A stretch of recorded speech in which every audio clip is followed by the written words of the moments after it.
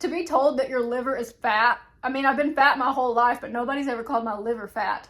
Okay, so this is the lobby. There's no one in it right now, so thankfully I can film. Hey guys, Hello Bella here. I am on my way to get my lab work done for my weight loss. I have lost 45 pounds on Semaglutide. Today I have to go and get some lab work done. They're doing fasted labs, a hemoglobin, A1C, a lipid panel, a comprehensive lab, and I believe TSH. I'll put it up on the screen here so you guys can see it. I don't really know that much about it, but I just know that I have to get it done for Fridays once a year to be able to continue to get my medication. So what I want to do today is kind of walk you through the process of going to get my lab work done. Now this is the second time that I've gone to this Quest Diagnostics that I'm currently sitting outside of. Most of the process you can do online. You really just need to like make an appointment and find the Quest that is near you. So for me, mine is luckily in my town, so it's like a 15-minute drive from my house. In your Friday's documents where it says like paperwork and stuff, you will have a section that says like labs, and I noticed, you know, I have my old one from 2024. These are for 2025, so the doctor had to reorder them, and so it's got the current date on them. You usually get an email from Friday saying, hey, you need to get your lab work done again, but if this is your first time getting your lab work done, you should be notified of that. Now I don't think that you have to get the lab work done before you get the medicine. You just have to have it done within like a reasonable time frame after you get it, because they're going to check all of your levels. So I'm actually kind of excited to see what my lab work is going to be. I really haven't got labs done for a while, and usually whenever I get my labs done, I'm not even gonna lie, I just put it all in ChatGPT and tell it to interpret it for me. That is probably the most like sad millennial thing ever, but you know, there's not really a doctor who's ever just willing to like sit down with you and explain what it means. I've been taking my shot pretty consistently. My weight has stayed around 145. I started at 189, which is crazy to me that I was almost 200 pounds at 5 foot tall, but you know, I struggled with my weight for my entire life, so being able to go in here and get these labs done is just like so nice. Also, it's included in your membership, so like I don't have to pay anything today to get these labs done, which is like phenomenal, because trust me, I've gotten some lab work bills where it was like couple $100, you know, even $500 for labs that I didn't even need. So thankfully Fridays has all of that covered. You do not have to deal with anything. You just literally go in there and scan the barcode, and then you're good to go. So Quest is pretty like techie. They're like basically walk in and like fill the stuff out. They send you a text message to check in. So I'm about to go in here and see how all of this is going to go. Last time I went in here, I was telling them I'm here for like weight loss stuff, and I was telling them, oh, like I'm a content creator and I work for this weight loss company, and like I do videos for them. And the lady thought that I was getting scammed. It was so funny. She's like, are you sure, baby? Like, are you, like, she was like a southern lady. She's like, I don't know about all this internet stuff. And I was like, no, trust me, girl, I'm good. But it was so funny because she's like, I don't know about all this. So hopefully I'm going to go in and ask what they're doing. If they've been doing labs for any weight loss companies, I'm going to be like a sneaky little spy today. So hopefully we can find out something. But at the very least, I'm going to get this lab work done. And let me tell you, the person who made this appointment at 8:20 a.m. is not the person who woke up this morning, because I am so exhausted. I didn't sleep well last night. Had a fast for these labs, so I haven't eaten anything. So literally right after this, I'm going to get breakfast somewhere. That is like my reward for waking up early. So let me go ahead and go on in here and see what we can figure out. So you just walk up to the little kiosk and you check in over here. So high tech. So you can scan your QR code, which I have in my email. Just type English to get started. I'm here for me. I scheduled an appointment. I will have my appointment QR code, and now I'll go ahead and scan that. Okay, I checked in. Apparently I didn't even need to go to the kiosk, because they sent me a text message that just says check in with this text message, so you just click the link in it. So maybe I should have read the text message in full. That's an ADHD thing of me.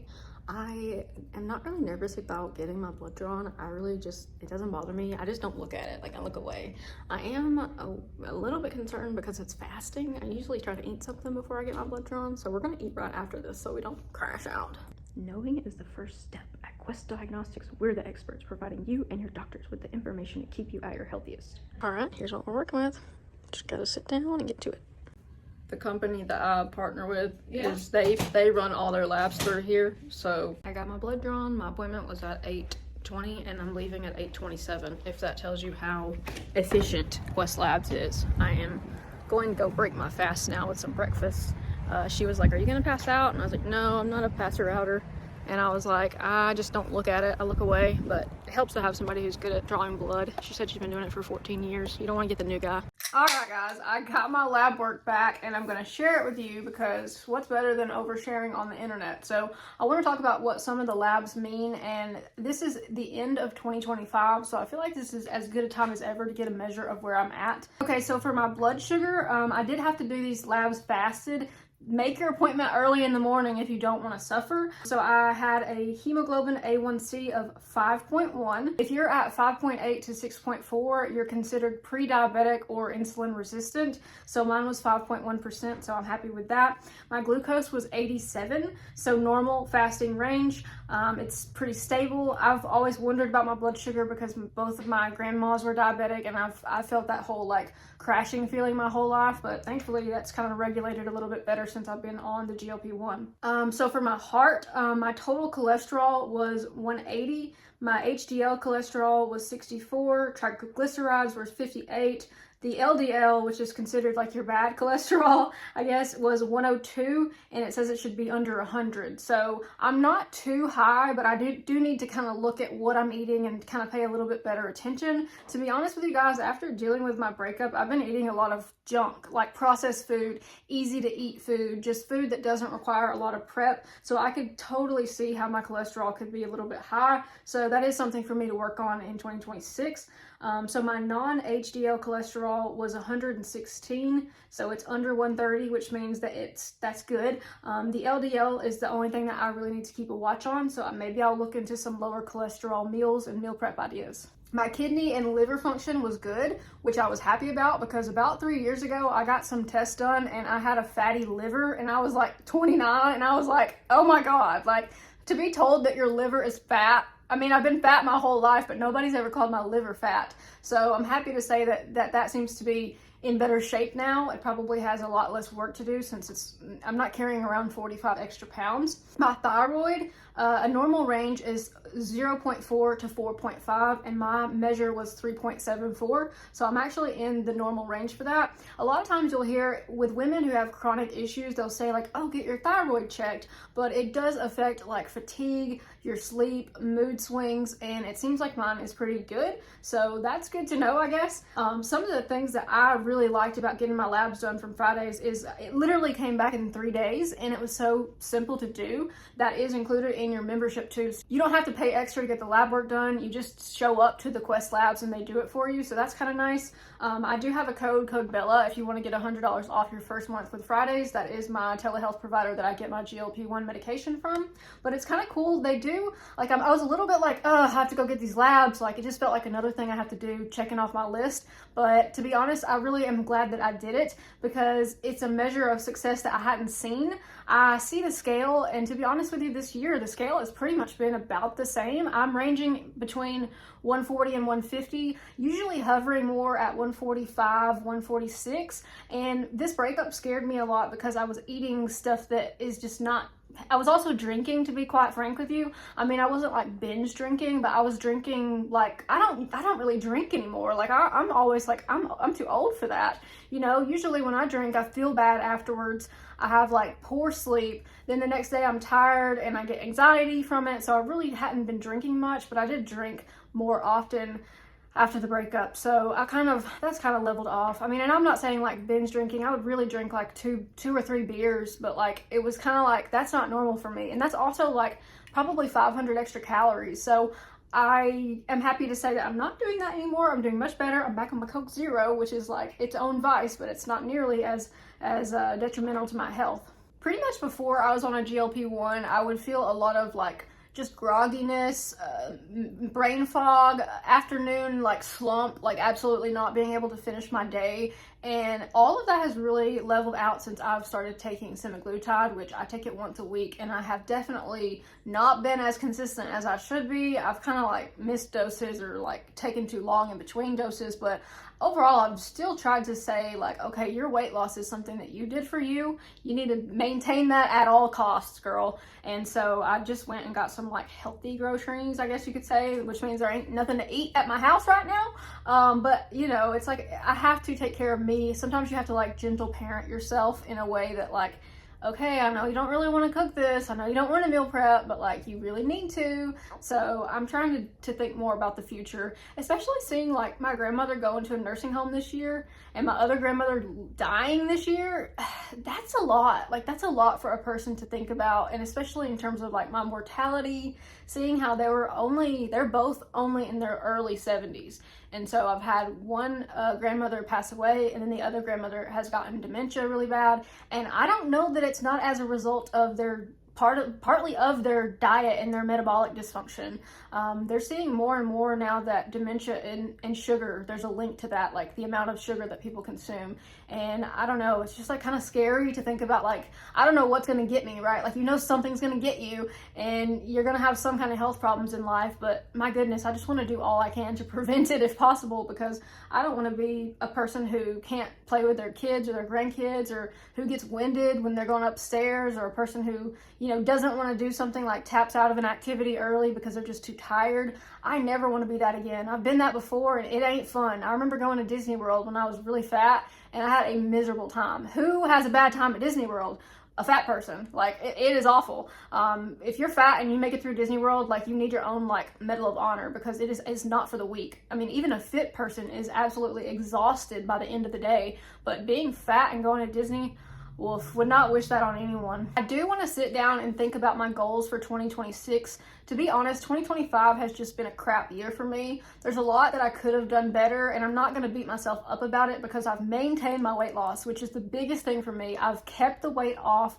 I've maintained activity. Like, I've been really consistent in saying, like, you have to do something. You cannot sit around every day. Even though you work from home, you got to get out in the yard and do something. You got to go to the gym. You got to walk some laps, meet a friend or something and go walk around. Anything to stay active. And that has really helped me just continue my motivation to eat healthy, because like if you're doing all this work, then you don't really want to be like canceling it out by eating poorly. So, and that's I have a lot of feelings tied to like calories, and I have not counted calories for like a couple of months now, and I've maintained my weight loss. I was a little bit scared to start doing that because I thought, well, if I do that, it's all downhill from there. I'm not going to be able to maintain. But you know what? I kind of saw like, you know what? You've got this. You know what you need to eat. You know when you're full. You don't really overeat or emotionally eat anymore. And so I kind of wanted to let off the reins a little bit with the calorie counting. And I'm glad I did. To be honest with you, there hasn't been a time in my life where I wasn't obsessed with reading the nutrition facts on the back of a label and being like, I don't know, like that's too high. And to the point of like last night I had cooked me some eggs and I had put butter in them and cheese, and that's like something I would never do before. I would just be like, no, that's way too many calories, I can't do that. But it was like, no, like butter and cheese are gonna make me full. It's gonna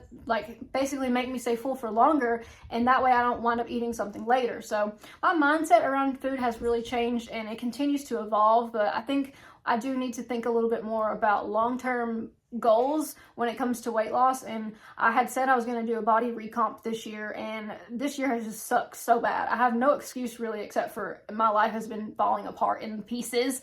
Every month this year has been something else. Something horrible happened, or you know, some loss, some grief. So I really don't want to, you know, discount the effort that I have put in, which is that I kept the weight off. You know, that's a win in anything. You know, if you can keep weight off after you've dieted, that is a win. I don't know if y'all watched that Biggest Loser series on Netflix where they came back and showed all the people who had won the show and they were all fat again, or a lot of them were fat again. And I feel like that's just really, I don't know, that's really disheartening to say that anyone who diets is probably going to gain the weight back. But I feel like with semaglutide, like I'm just in this for the long haul. I'm not going to quit taking it. I'm sorry, but like it works for me. Nothing else has ever worked for me. Look at my freaking jawline compared to where it was. Like I had nothing but like just fat up under there, you know? I still don't like quite see the person that I am. I still feel a lot bigger than I am. I still have some like, I don't know if I should wear that, or like I can't wear it. Like, no, I can't wear that swimsuit. Like that is way too like revealing or whatever. But now I'm just kind of like, you don't look like that anymore. You just feel like that. So obviously I've still got some work to do when it comes to my self-image, and I'd like to set some goals for 2026 around like my body, and that don't involve weight, to be honest, that are more about nutrition and more about like a holistic approach to like, okay, like these are things that make your body feel good. You know, these things make your body feel bad. So I'd like to work on that. But all that to say, I got my labs done. things are looking up. I feel like things are going to get better. It has to get better. Like, I can't deal with anything else. I'm so exhausted mentally and emotionally, and I'm trying to take care of myself. If you're having a hard time this year, you're not alone. This has been a really tough year for a lot of people, and I just want to say, if you're taking care of yourself and you're doing the best you can, then that's all you can really ask of yourself or of anybody. So that's pretty much where I want to leave you. I hope that y'all have a good rest of 2025. I'm excited to celebrate Christmas with my friends and family. I'm thankful for what I do have, but let me tell you, this year has really been a test for me, and I'm ready to see it through to the end, but I'm very tired. So hopefully I'm in a better mood and a better mindset in the next video, but this is reality, you know? This is somebody having a bad time, but trying to go forward in life. All right, guys, I'll catch you in the next video. Take care.